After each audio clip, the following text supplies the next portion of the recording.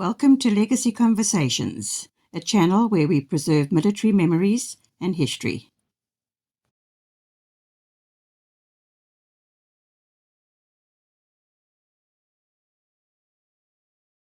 Hello everyone, it's Koos here, and I'm excited today because there's something happening at the SAF at Pretoria, at Swartkop, and they're rebuilding a clipped wing Spitfire. And of course, you can imagine rebuilding a Spitfire is a lot of work, and they need assistance. And so we got the project manager there, Ian Grace. He'll be telling us what they're trying to do and what went wrong with the Spitfire almost 25 years ago when it crashed. And so I hope you will enjoy this episode and assist as far as you can. And Fossey will also be talking to him further to get us updates and see how it's progressing. But if you want to hear the Rolls-Royce engine, that marvelous Merlin engine of him, man, you've got to get involved. So see if you can get involved, and let's see what Ian has to say. Hi, my name is Ian Grace. I'm the project leader of the restoration of the South African Air Force Museum Spitfire TE213, or also known as 5518. The aircraft came from it was manufactured in 1945, and it came to South Africa in 1947. It served in the South African Air Force until 1954 when it was decommissioned and placed on a pole at Air Force Base Swartkop. In 1995, the first restoration was completed and it was test flown. In the year 2000, it had an emergency landing at Air Force Base Swartkop, or the Mobile Deployment Unit, and it crashed through the wall, as you can see over here. The damage on this aircraft is approximately 3 million, between 2.8 and 3 million pounds. So we're looking at about 80 million rand. We're trying to do as much of this work locally to save costs. And also, it's also for a skills transfer, transferring skills from the older generation to the new people who are going to need to maintain it when it's completed. With the project, we've got three arms to the restoration of the project. The first one is naturally the restoration of the aircraft. Secondly is historical, and third is education. Where the historical part comes in is when people visit the museum, they say, "Oh, my grandfather flew Spitfires." What we do is the first thing we ask is, can we borrow the logbooks? These are then photographed and digitized. A digitized copy is returned to the family together with the original logbooks. And then the condition is a copy is also kept at the museum. Now, where the historical part comes in, when this aircraft came to South Africa in 1947, it had 6 different color schemes, of which we were only aware of 5. And through the one logbook, Don Sutton actually found a 6th color scheme, the 1950 color scheme, which is DBH. So this aircraft, when it's restored, it's going to go into a 1950 color scheme, which is the DBH. With the DBH, different things have happened around that now, because people say now, where is the money going to come from to restore the car? We've got a local company, Young Centurion, the Performance Center. They actually offered to build 10 Ford Mustangs for us. Each one is going to be unique. It's going to use the R2R kit, and they take a Ford Mustang 5-liter V8 off the floor, and they convert it into a supercar. So they add a supercharger and new color scheme and a new upholstery and a wide body kit. And then for each car that is sold, 75,000 Rand is donated to the project. Performance Center sponsored the building of the first car, which was sold, and within 5 days, we had the money in the bank. Now, we've also got a number of artists who've donated their works to us, people like Don Bell, Daryl Legg, Michael Pretorius, who've donated their work to us. So they donated their different art pieces, which we can then reproduce in any form and on any format. We've also got our own branded wine, which we use over there. This was a project that was, we piggybacked off the South African Parabats, because they do that. Okay. For the project to proceed now, we need to erect a hangar. And we are actually in the process of erecting a hangar. We've got the steel structure up. We've got the roof on. And within the next 3 weeks now, we hope to start erecting the walls. The bricks have been donated to us by a very generous donor, David Lars. And so as I said, we're hoping to start that within 3 weeks. What's going to happen then is once the hangar is completed, the airframe will be moved into the hangar, because the airframe now has to go into a jig.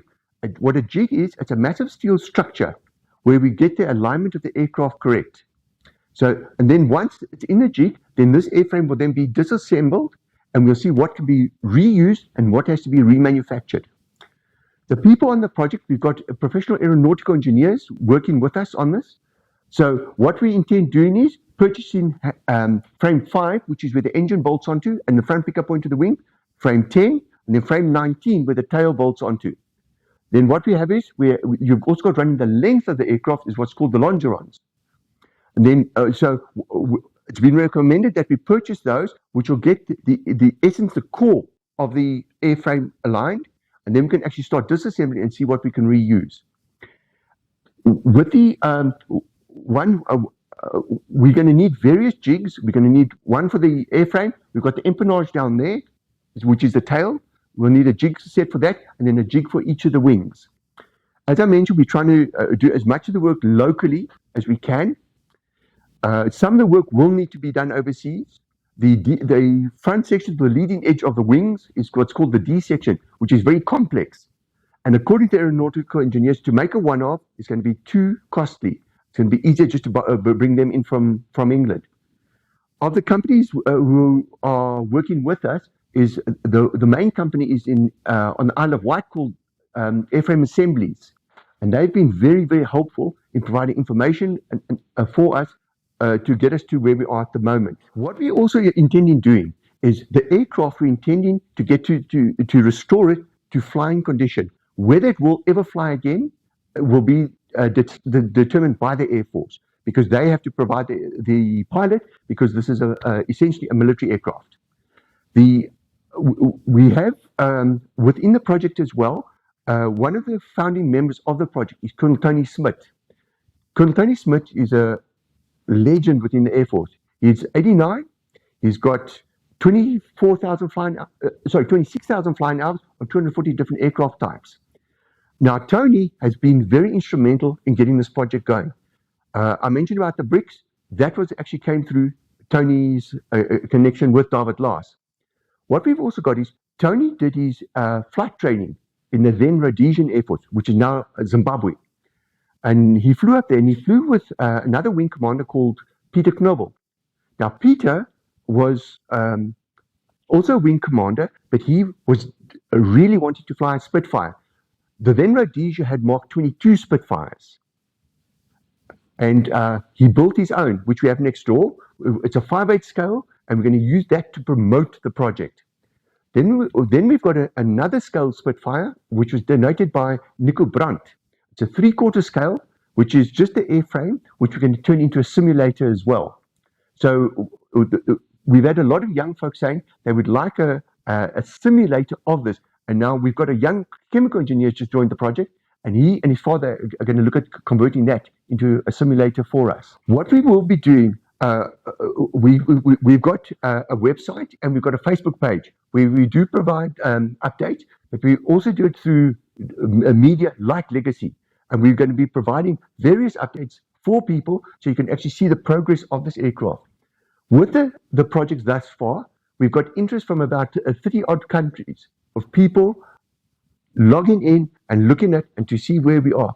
We've had offers for companies willing to provide services, but unfortunately it all comes at quite a cost. From places like Italy, we've had a number of offers from Italy to help us as well, with things like propellers and that type of thing as well. Some of the background on this aircraft, as I mentioned, it was built in 1945. It came at the end of the war, so it never had an active war history. This is a Mark 9E, which is a clipped wing, low back. What's meant by low back, the pilot had 360-degree vision.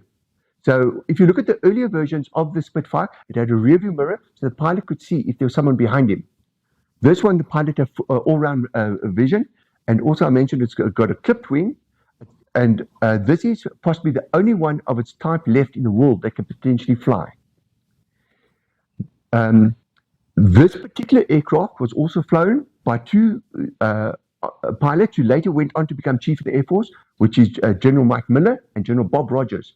General Bob Rogers was the most decorated Air Force pilot, South African Air Force pilot, that is. On the day of the crash, it was flying in formation at Swartkop at the air show in the year 2000. It was flying in formation, and there were 3 black puffs of smoke. It went out, it made a 180-degree turn coming into land. If it is estimated, if they had another 20 meters altitude, he would not have gone through the wall. He would have actually come in and landed on the runway. So, but sadly, it did go through the wall. The engine, what happened is the undercarriage was ripped off, and then it impacted the wall, and the engine bore the brunt of the damage or the impact. It came through the wall, and the wings were then severed. Another interesting point on this particular aircraft, Wing Commander Johnny Johnson from the Battle of Britain actually came out to visit when this aircraft was still flying. And there's a photograph of him here with Colonel Dave Knudsen. Regarding the pilots, we've had a lot of incredible support from pilots wanting to see this aircraft restored. Now, this aircraft bore the code AXK, which is 1 squadron. It's going to go back into the 2 squadron colors. So we've got quite a strong connection to 2 squadron. Hence also the Ford Mustang, if you go look on our website, there's photographs of the Ford Mustang, which is also marked in DBH, which is the colors that this aircraft will then bear when it's completed. Now, what we need is, we obviously need a lot of money to restore this aircraft. We're looking at approximately 80 million rand, and the Air Force does not have the means to assist us financially. So we need people from the public to actually assist us there financially as well. As we've actually seen with the construction of the hangar, people have been very generous in assisting us. When we initially started the project, we raised funds, and through those funds, we were able to erect the steel structure and half the roof. Tony Smith then spoke to a young pilot, Felix Gosha. Now, Felix Gosha is an incredibly dynamic young man, and he is very well connected internationally within the aviation industry. Now, Felix is also very well known for the elders flight and the children's flight. What he does with those is he brings on average 500 people, disadvantaged people in. He treats them for the day, they get goodie bags, and each person gets a flight, because he gets people to bring their private aircraft in, and they are then taken for flights. Now, Tony spoke to Felix and said, listen, we need 90,000 rand to complete the hangar. This was on the Thursday afternoon. The Sunday, Felix started a WhatsApp group amongst the people in the aviation industry. And he started off and said, well, look, I'm throwing 5,000 rand in the pot. Who would like to assist? The following Monday, which is 8 days later, we had 98,000 in the bank, and we were able to complete the hangar roof. And that was through wonderful contributions of the people in the aviation industry. What we have found as well with this aircraft, the Spitfire is just an iconic aircraft, and people speak of great passion with great passion when they speak of Spitfires. And as I mentioned previously, people want to see this aircraft restored, because we want the roar of the Merlin has not been heard up here in the past 25 years. And we'd like the young folk to get to hear the roar of a Merlin over Swartkop again. Should you be interested in connecting with us, we are based at Air Force Base Swartkop, or the Mobile Deployment Unit in Valhalla, Pretoria.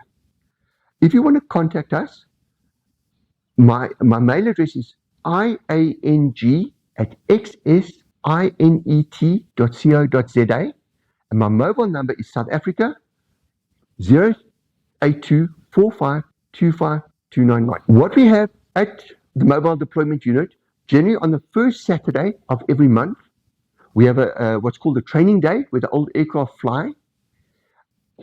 You are most welcome to join us at those days. The first one will be in March 2025. You've got my contact details. If you want to contact me, please feel free.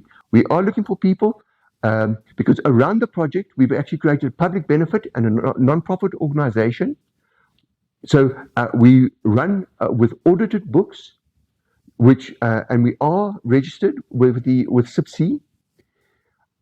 Our books, as I mentioned, are audited, so there is traceability and accountability for all the money.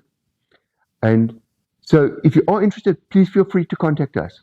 I would like to thank you for your time, and we look forward to seeing you and perhaps even meeting you in future. Thank you very much. I'm Phil Skellen. I'm the president of the NEC of the Friends, and I also serve on the Museum Council since 2008. I'm also a military veteran. I served in 3 SAI in the 70s and 80s. I am here to tell you a bit about the Friends. The Friends is an organization that is actually a force multiplier to the museum staff, and we're here to provide assistance in restoring aircraft, maintenance to the museum, and also to guide the public around the museum. We occupy the museum on a Saturday that the museum staff can have a day off and they don't need to be here. And that's what we basically do. In these functions, we identify projects and we obviously commission projects and we do them. We raise funds by various means, mainly selling beverages and food on flying days and on museum days. And that's our main source of income. And that's basically what the Friends do. We also hold regular meetings and we get people with stories to tell around the SAF or around aviation, and that attracts quite good crowds. And we also publish a quarterly journal, and that's mainly aimed at the SAF history or aviation history in general. We always need like-minded people to volunteer to assist us. We give training, and we also, for school kids, we also can help them with their community projects, that we can sign forms for their community hours. And we also need any donations of old books, aviation books that are going to the library. We currently have a library project, and we need all the help we can get. We need donations, be it in kind, be it in finances, that can help us finish the projects that we take on behalf of the museum. We have a website. It's www.fsaafm.com. That stands for Friends of the SAF Museum, obviously. And you can contact us there. On there is all the details. And you can get membership forms on the website. We also have, you can look us up on Facebook. All the branches have a Facebook presence, and that's where you can find us. Yes, we're looking forward to hosting you at our museums, and please come up and introduce yourselves, that we can give you a guided tour of all our artifacts, all the jets, all the transport aircraft, the Shackleton, and the helicopters, and so on.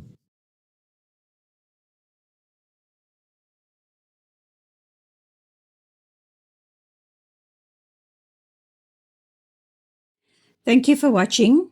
Please like, subscribe, and ring the bell to receive notifications.